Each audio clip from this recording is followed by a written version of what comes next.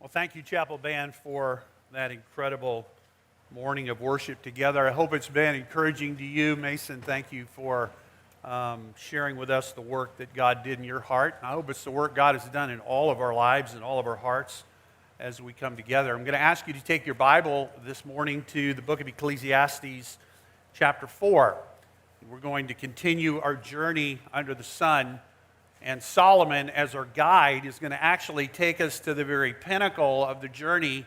We're going to get to the halfway point today in the book, and we're going to see from Solomon's perspective what he's looking at, because it's very important in terms of how we shape our own thinking, our own lives. I want to just take a minute before I start to thank you as a student body for something, and I want you to know this, because I want you to know that God is not just at work in us as we go through semester, but that God is actually using you and at work through you.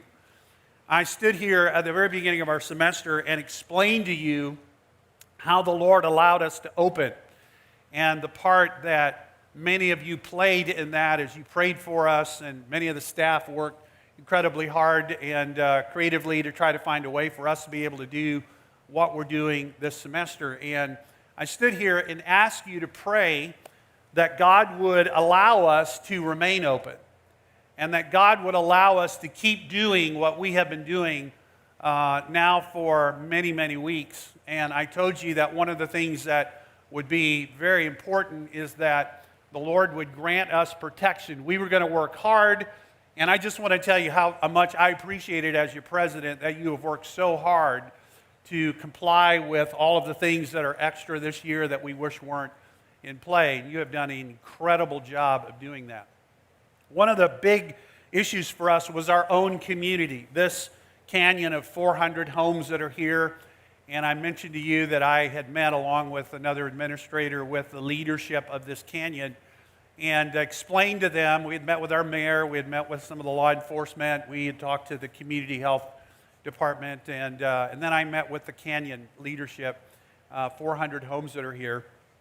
And it was very evident as we began talking, and I shared this with you at the very beginning of our semester, they were terrified at the idea of us opening. They wanted to know a lot of things about the opening, because from their perspective, and you can understand this, from their perspective, you bring death with you into the canyon. You are death spreaders.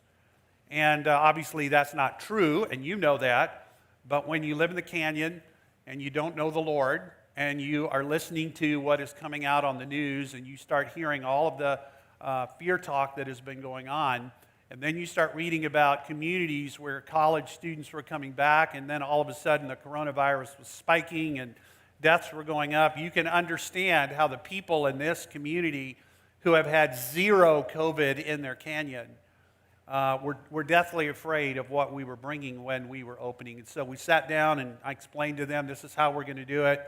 Made some commitments to them, and I came and stood here at the very beginning of our semester when we were all together and expressed that to you and explained to you that why we're doing what we're doing isn't necessarily just because we are trying to stay open.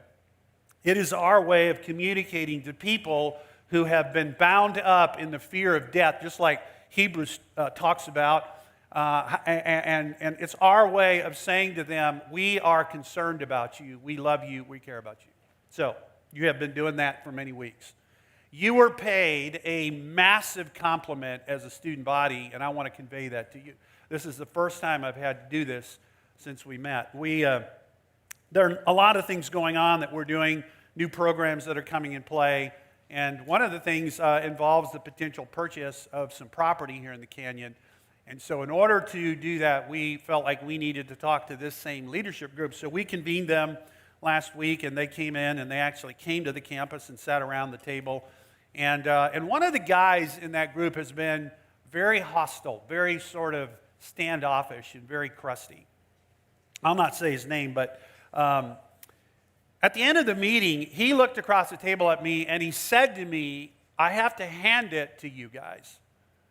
He said, I drive around in my vehicle, and I am spying to see what your students are doing. He said, I have to hand it to you. Your students have been amazing. Your students have been amazing. And I want you to know that, because this is an unsaved man who is now at least changing his orientation to us because of you, because of what you've been willing to do. So I want to give you a hand of applause.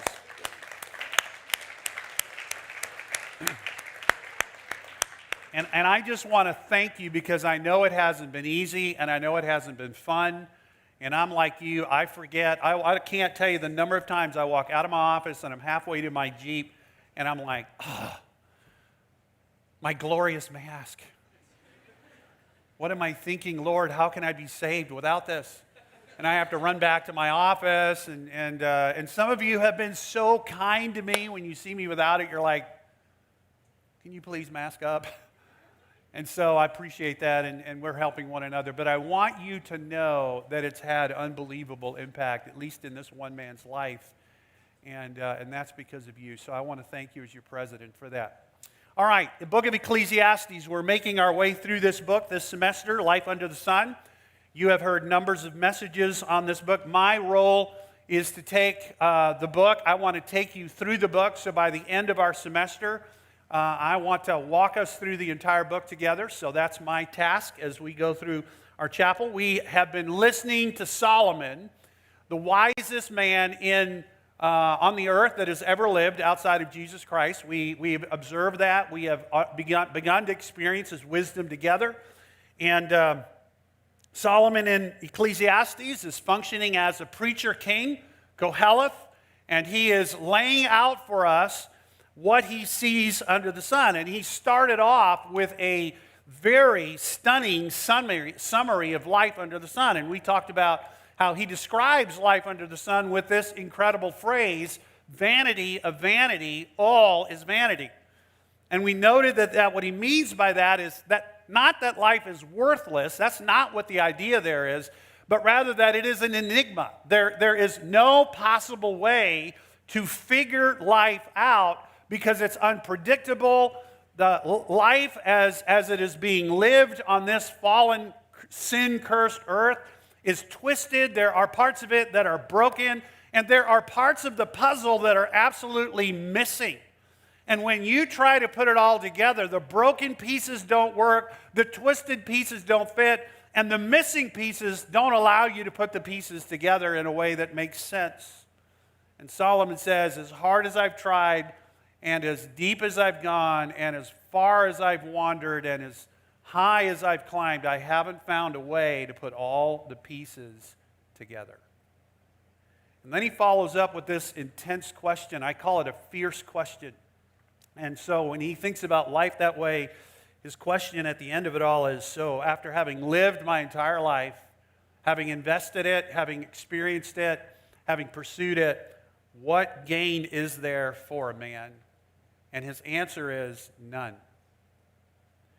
And by the way, it's been like this forever and ever, Solomon says. And so he begins chapter 1 with this amazing poem. And the whole theme of the poem is that life just goes in a big circle, round and round and round. I mean, this is Solomon's way of saying what you say when life just gets repetitive and you have a little saying. We have a little saying, and it is same old, same old. And that's exactly where Solomon ends chapter 1, same old, same old. But as you get into what Solomon has done, he says, I want you to know that I didn't just come to this, because I sat on my throne and had deep thoughts. I actually pursued this intentionally. I explored. Solomon lays out a threefold quest that he was on to try to figure all of this out. And so at the end of chapter 1 and going all the way through chapter 2, he is going to lay out the way in which he pursued the answer to this question. How can I make sense of life, and how can I put all the pieces together in a way that will bring advantage to me at the end of my life? And Solomon had a surprising answer to all of that. And the answer to that was this, that even though life doesn't appear to be in control when I live it, just because it's out of my control doesn't mean that life is out of control. Somebody is controlling life. And so the last time that we were together, you and I were together, we looked at chapter 3, and we noted that God is the architect and the sovereign ruler over time. And we noted that God is at work in time. He is making everything beautiful in its time, even in a sin-cursed world. And we started by noticing that there is a time, there is a season for everything. And that in the midst of how you live your life, there's a time for birth and a time for death, and your life is going to be lived within that season. And in the midst of that season, everything going on around you is being architected by someone who is over time. And the promise that Solomon says to you in an out-of-control world is this: the one who is controlling time will make everything beautiful in its time. In other words, God will always do the right thing at the right time.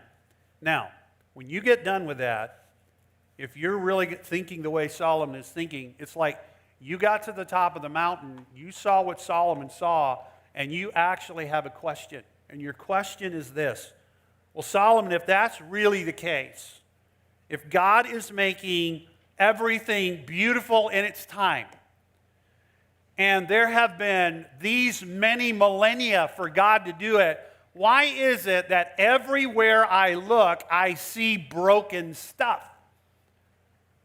Why is it that everywhere I look, I see a world that is absolutely ravaged and broken? If God is making everything beautiful in His time, how is it that I can't see it? And so it's like Solomon takes us on this hike, this trek, and he brings us to this lookout point where we look back and we see everything that Solomon has seen, and we observe, we hear Solomon's words, but then we see Solomon's world. And the words and the world don't match. In fact, it is so troubling that Solomon says, okay, here's what I want to say to you as you look at what you just observed. As you hear my words about time, God will make everything beautiful in its time. And you see the world. Here's a really shocking statement I want to make to you. And that's why I had you open to chapter 4. Look at verse 2 and verse 3. Solomon said this. I'm going to read it out of the New American Standard because it is shocking. Here's what he said: I congratulated the dead who are already dead more than the living who are still living. That's a shocking statement. And then he goes on and he says, but better off than both of them, the living and the dead, is the one who has never existed, who has never seen the evil activity that is done under the sun. I mean, I want you to think about that statement because it is a shocking statement. Actually, it's like we're listening to wisdom. We're listening to Solomon. He's been talking to us about fearing God. He's been talking to us about remembering our Creator in the days of the youth. And then he takes us to this lookout, and he is showing us the world that he is pointing to. And as we hear his words, he says, I just want you to know this. You are better off dead than alive. And even better than that would be if you had never been born. You want to say, well, Solomon, thanks for the encouragement. I mean, who in their right mind would come to that kind of an irrational conclusion? And I want to just stop here for a minute. I want to say that literally thousands of people in the United States of America come to that same conclusion every single day. They come to the conclusion, and maybe you've thought this at some point in your life, actually, it would have been better off if I had never been what? Born. In fact, it's so powerful of a thought that every day in this country, 143 people decide that it really would be better off if they hadn't been born, and that they would really be better off dead than alive, and they take their own life. I mean, it's a stunning thing that happens in our world. And some of you here, if we were to ask the question and you felt comfortable enough to answer, could answer that question. This summer there was a survey that was taken of 5,000 college students in June, and 1 out of every 4 of them gave testimony to the fact that they had given serious consideration in the month of June to taking their own life. That is a stunning statistic. And it's not something we talk about. It's not something that is the conversation piece at lunch. So what are you thinking today? That's not how we talk. This is something that goes on in an ocean of pain and in a world full of irrational thinking, and all of a sudden we're in the middle of that and we're experiencing all of that, and we reach a place where it just becomes in our mind better to not be here than to be here. So what is it about life under the sun that would cause a person made in the image of God with eternity built into and hardwired into their heart to come to that kind of a spot? And so Solomon says, I want you to look out, and here's what I want to do. I want to show you what I see. I want to help you understand why people come to that kind of a conclusion. And so the first thing that he does in chapter 4 is he's going to lay out for you things that he has seen that literally shake his foundation. In other words, they are so disconcerting that they move him to the place where he would say, actually, in this kind of a world, the living are worse off than the dead, and the best of all are the people that never came into a world like this. So what did Solomon see? What are the objections that he is raising to the idea that God is making everything beautiful in its time? Well, notice in chapter 3, verses 16 and 17, Solomon says, when I looked around in the world, I saw no justice in life. There was unexpected injustice. We'll not take time to read all the text, but you can see, Solomon said, I saw under the sun that in the place of justice, even there was wickedness, and in the place of righteousness, even there was wickedness. Solomon said, when I looked around and I really studied things, I saw unexpected injustice everywhere. And then he said in verses 18 through 24, I saw unavoidable mortality. Not only is there no justice in life, there is no permanence in life.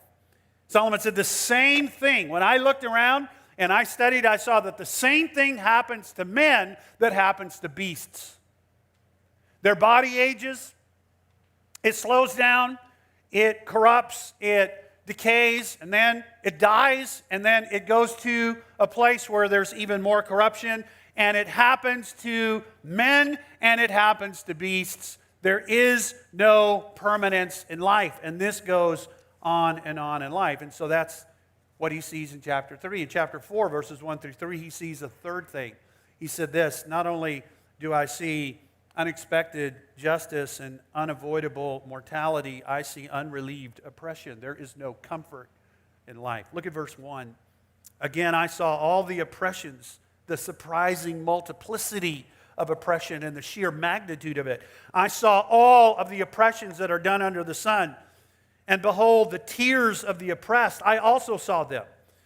And they had no one to comfort them. On the side of their oppressors there was power, and there was no one to comfort them. And I thought the dead who are already dead more fortunate than the living. I saw cruelty and oppression done by powerful people against those less powerful or fortunate, and there was no one to relieve this. And then he says in verses 4 through 6, I saw unsatisfied jealousy. Solomon said, I saw injustice, I saw death and mortality, I saw oppression, and then I looked over and I saw a guy hard at work. And I thought to myself, that's awesome. Here in the midst of all of this, finally I'm going to see something that makes sense. I'm going to see a guy hard at work, diligent in his labor, working, making forward progress in his life. And then Solomon says, the longer I looked at that picture, I began to see how bad it was. He said, I saw, verse 4, all the toil and skill and work comes from a man's envy of his neighbor. This also is vanity and striving after wind. I mean, I looked and I began to realize that the reason people are working hard in the world is because they want what their neighbor has, and they want more than their neighbor has. And that's why they do their work. And then to add injury to that, to even show even more brokenness, I look right next to that hardworking guy, and I saw a lazy guy, and lo and behold, he was eating just like the hardworking guy. This makes absolutely no sense to me. I saw unsatisfied jealousy. There's no relief. There's no rest in life. And then in verse 7, going down to verse 12, he says, I saw unmitigated loneliness. I saw aloneness. And I saw the incredible difficulty of living life under the sun. And no matter how many people you have around you, at the end of the day, it is you and it is God. And without God, you are alone. He puts it this way in verse 7. I saw vanity under the sun, one person who has no other, either son or brother, yet there is no end to his toil. His eyes are never satisfied with riches, so he never asks, for whom am I toiling and depriving myself of pleasure? This also is vanity and an unhappy business. Two are better than one, because they have a good reward for their toil. And he goes on to talk about how it is better to have another to share life with than not. And then he comes down at the end of chapter 4, verse 12, and he says, a threefold cord is not quickly broken. But in the midst of all of this, he is acknowledging that even where there's two or three, in spite of all of the benefit that brings, there still is an unanswered, unmitigated loneliness that comes into a person's soul and a person's life. And then he says, I saw one more thing. In verse 13 through 16, I saw unanswerable, meaningless. There is no remembrance for all of the accomplishments that one has in life. Look at verse 13. Better was a poor and wise youth than an old and foolish king who no longer knew how to take advice. There was a time when the old king was young and he did take advice, and now he's old and he doesn't take advice. And now there's a new king that's coming up, a new young guy that's coming, and he takes advice, and everybody loves him, and he grows old, and guess what? The same thing happens to him that happened to the king that he replaced, and there now is another young guy that comes and stands in the king's place. And verse 16 says, there was no end to this. There was no end to the people, all of whom he led, yet those who come later will not rejoice in him. Surely this also is vanity and a striving after the wind. So Solomon comes to the end of chapter 4, and he is literally saying to you, here's what I saw. And here's what you will see. If you take a serious look at life, this is what you're going to see. And when you get done seeing what's really there, you're going to come back the way I did, and you're going to say, this is broken. How in the world do I navigate this? And so Solomon says, there is a spiritual instruction. And so beginning in chapter 5, and for the first 7 verses, he says, if you want the answer to all of this brokenness, you have to go somewhere. You have to go to the house of Yahweh. And when you go to the house of Yahweh, you have to go with something that is true about you. You have to go not with your words that you want to throw in God's face about what you've seen. You've actually got to go carefully. You've got to guard your steps. But you've got to go with your ears open so that you are listening for His words.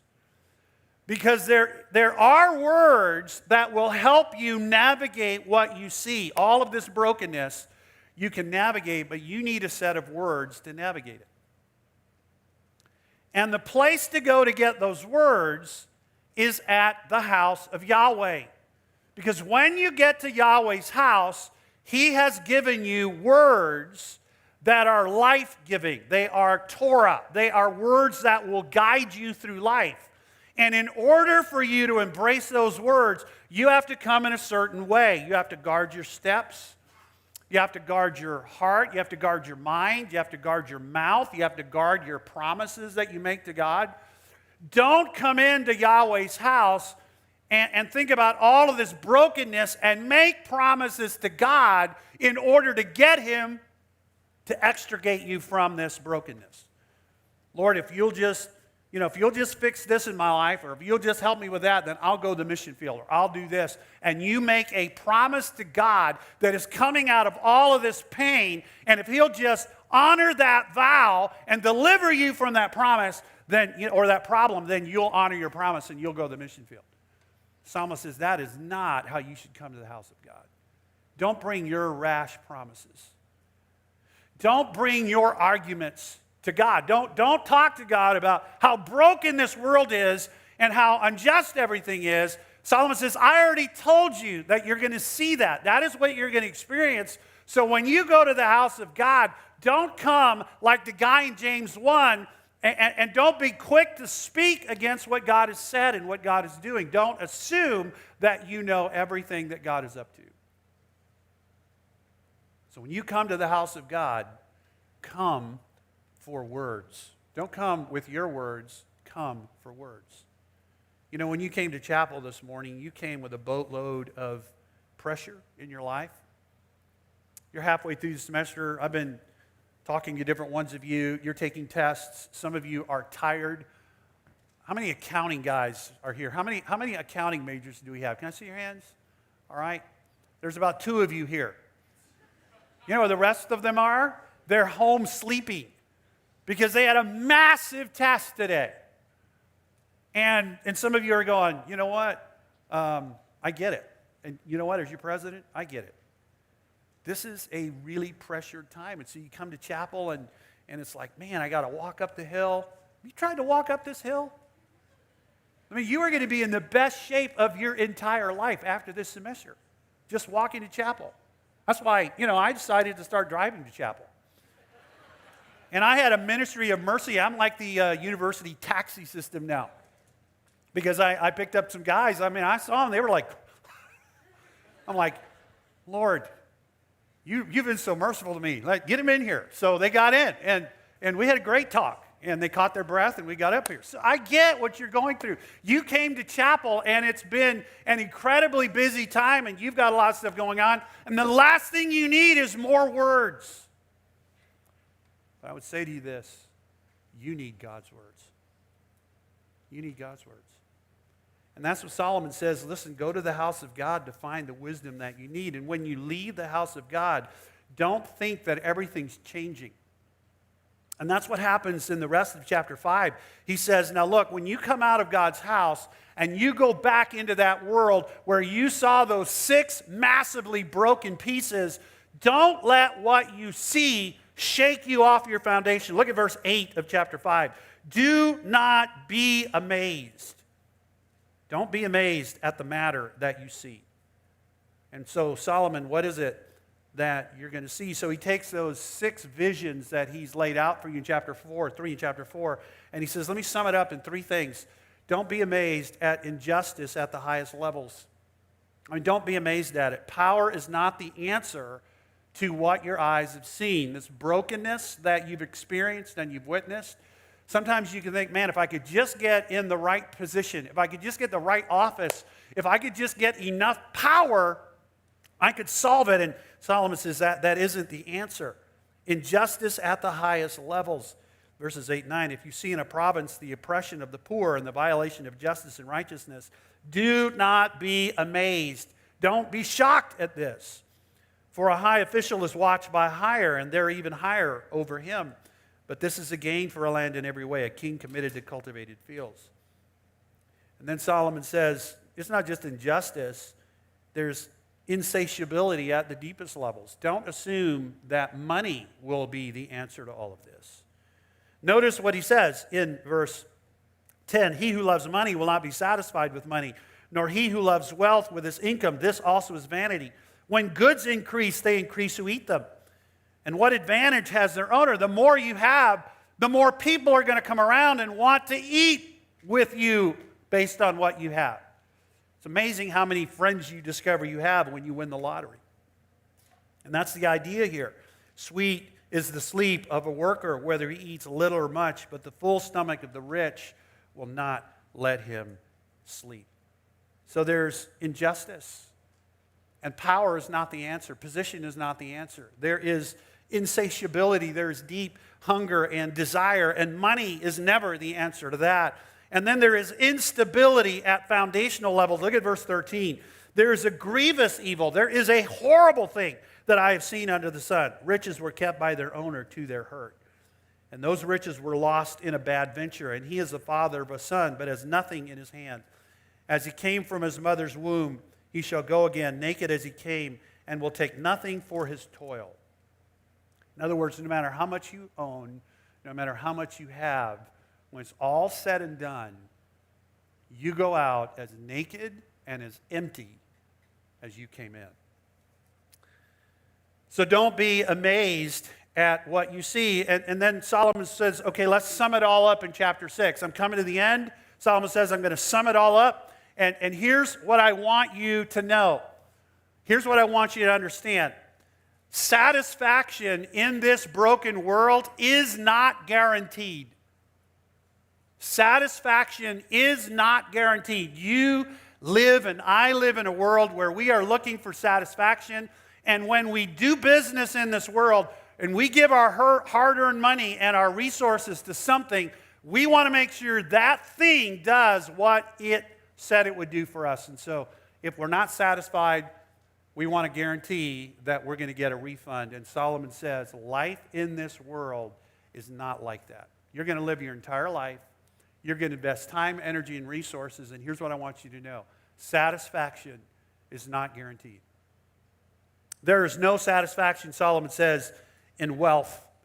First 6 verses of chapter 6. Wealth will never satisfy. Even if you are powerful enough and rich enough to have 100 sons. Sons in Solomon's day were viewed as a symbol of wealth. When you had 100 sons, then you were unbelievably, just fabulously wealthy. And Solomon said, even if you were wealthy enough to sustain 100 sons, it wouldn't be enough. And even if you lived for 2,000 years, even if you lived 2 lifetimes of 1,000 years each, and you spent all of that time accumulating wealth, it will not satisfy. You will come to the end, and you will look at life, and you will say, it is broken. And then he says, work does not satisfy. Verse 7 of chapter 6. Verse 7, all the toil of a man is for his mouth, yet his appetite is not satisfied. You work hard all day to earn bread to eat, and your bread is never enough, and your appetite is never satisfied, and no matter what you buy with your money, you always want more. Money, work does not satisfy, and then wisdom does not satisfy. Look at verse 8 and go all the way down to verse 11. What advantage does the wise man have over the fool? Solomon's answer is none. What advantage does the poor man have over the rich? The answer is none. What have you searched for? What are you searching for? Solomon says it's already been discovered. People have already gone down that path, and here's what they found. It is empty. It is elusive. What you're looking for will not be found at the end of that path. No matter what your argument is, no matter how well you construct it, it's already been refuted by life. No matter how many words you read or how many words you master, at the end of the day, no matter what you study, no matter how hard you work, no matter how high you go, no matter who you do it with, no matter what happens, at the end of the day, everything is empty. It's like chasing after wind. And he says when you get to the end, and that's where we're at, you're going to have 2 questions. And the 2 questions are this. Who can tell what is good for us during the course of our life? Who can tell us? Who can help us know what is good for us in our life? And then in verse 12, who can reveal what will happen to us after we end our life? Who can tell us? Solomon, okay, I trust you, man. You've seen it. You've been there. You did the quests. And here's what you saw. You walked us through 6 amazing things that you saw. You told us to go to Yahweh's house to listen to the words, and Yahweh gave you words, good words, to write down for us, delightful words that are supposed to goad us and prompt us and be stabilizing forces in our life. So who is going to guide us and who is going to help us? And Solomon's answer to that is actually in verses 18 through 20 of chapter 5. He says, behold, what I have seen to be good and fitting is to eat and drink and find enjoyment in all the toil with which one toils under the sun, the few days of his life that God has given him, for this is his lot. Solomon says, embrace the lot, the role that God has given you in this broken world. Embrace your lot. And then he says, enjoy your portion. Everyone also to whom God has given wealth and possessions and power to enjoy them and to accept his lot and rejoice in his toil. This is the gift of God. Embrace your lot, but enjoy your portion. Enjoy what God has given you. Well, how am I going to do that? Verse 20, for he will not much remember the days of his life because God keeps him occupied with joy in his heart. Let me end with this. I brought something to chapel today. If you were to ask me what one of my most valuable possessions that I own, it's this little rock. I want to tell you the story of this rock as we end chapel. Many years ago, I made a journey to the country of Poland to teach a group of Polish pastors at a seminary. So I had some free days in Poland after the course was done, and I rented a car and I drove down to the city of Krakow. Krakow is a city it's a very ancient city. Most of you were too young to remember the guy who came from there, but he was one of the most popular popes in this century. His name was John Paul II. He was from Krakow, and he was responsible for the moral motivation to lead Poland into freedom. Certainly not in heaven today, based on what you know about Roman Catholic doctrine, but a very moral and very humanitarian individual. Made a huge impact on the world of my day. So I went to Krakow, and right outside of Krakow, I took a day trip, and I went to a place called Auschwitz. How many of you know Auschwitz? How many of you know that name? All right, this is a concentration camp. And I wanted to go there because I have studied World War II history. It's an area that I enjoy, and I have been stunned at the brutality. I can't comprehend how one nation eliminated 6 million people in the most brutal way just because of their ethnic and religious orientation, the Jews. So I went to Auschwitz, and I took a tour of Auschwitz. And there's a part of Auschwitz that I'll never forget as long as I live. In fact, I can see it in my mind even as we talk this morning. You walk into this hall, and there are sort of displays. There are windows, and you look into these displays.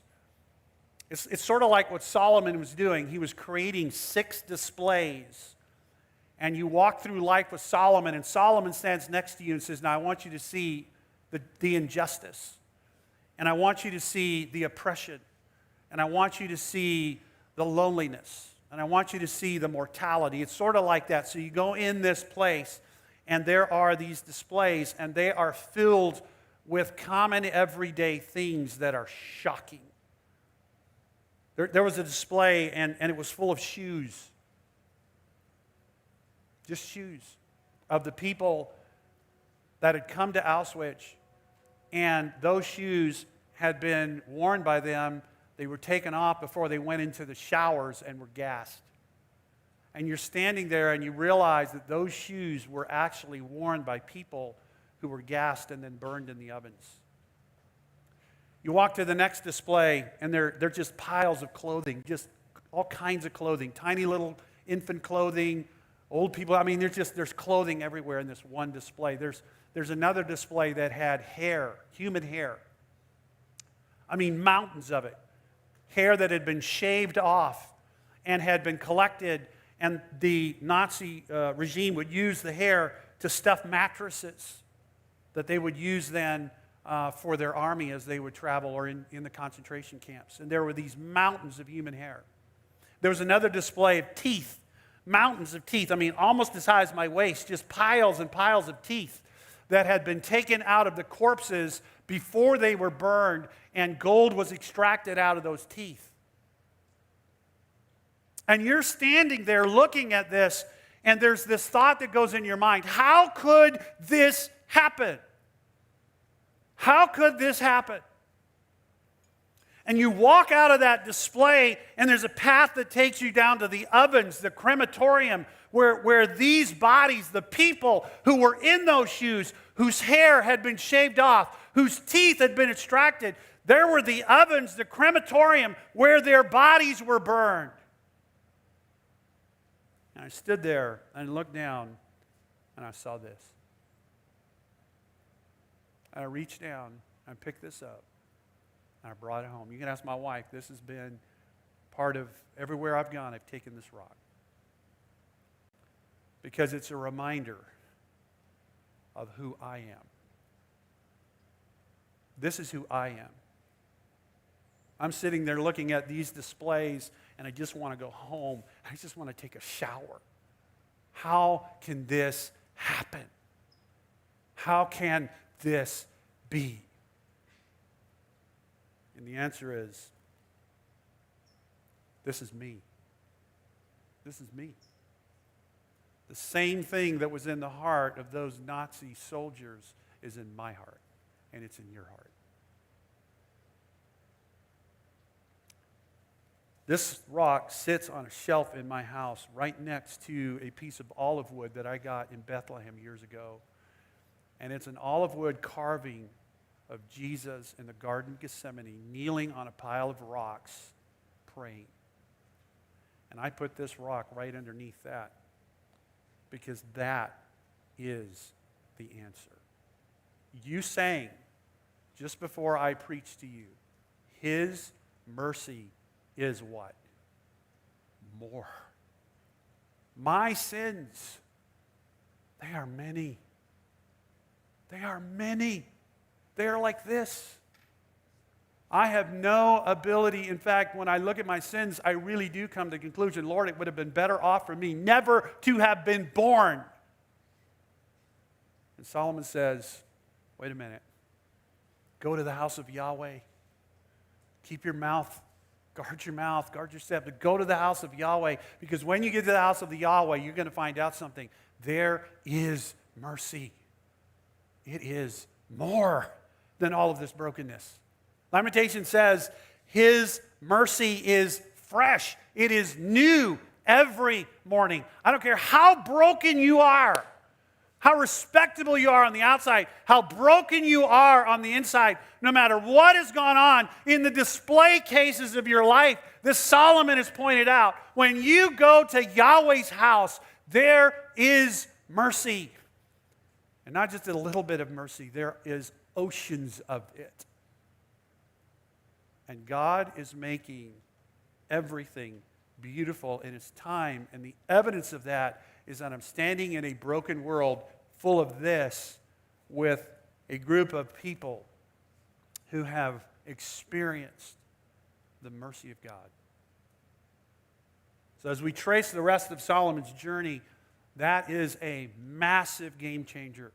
This broken, twisted, missing parts world has just been resolved for you, not by wealth or not by wisdom or not by power, but by mercy.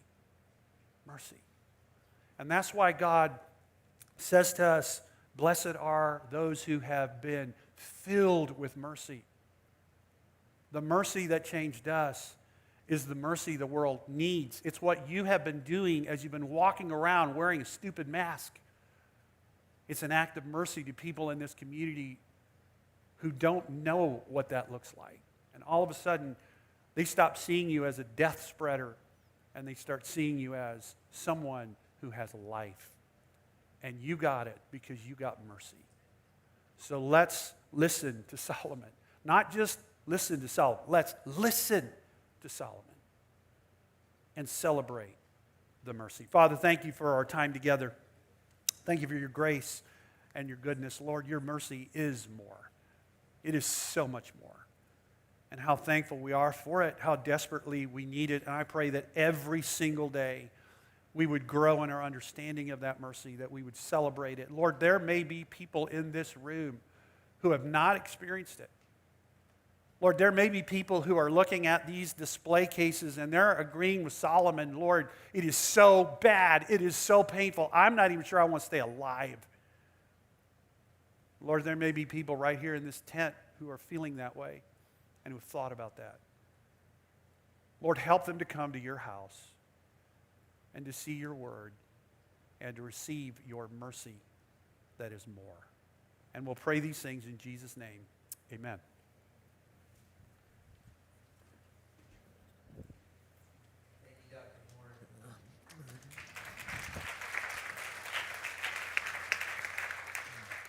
Well, I'm thankful for God's mercy in my own life, and thankful just for you opening up the Word of God this morning. Just as a reminder, Sam mentioned at the beginning of chapel, but there is a teacher credential program information meeting next Wednesday at 5 o'clock. If you're interested in that program, they're going to send out an email. The meeting will be over Zoom, and you'll hear more information about it in the coming days. But that's next Wednesday at 5 o'clock. And if you want any more information, you guys can get in contact with me, and I'll put you in the right direction. But you guys are dismissed. I hope you have a great rest of your day. And one thing. On Friday, there is chapel. You like that? Got everyone's attention. You're the only one standing. Sit back down. On Friday, there is chapel. It will be on Zoom. Pastor Todd Smith of Crossroads will be sharing with us over Zoom. You guys will have that link, and you will watch it in your dorm room or with your wing. But Friday chapel is on Zoom. Oh, amen? Amen. You can stand back up, man. It's okay. All right, bye.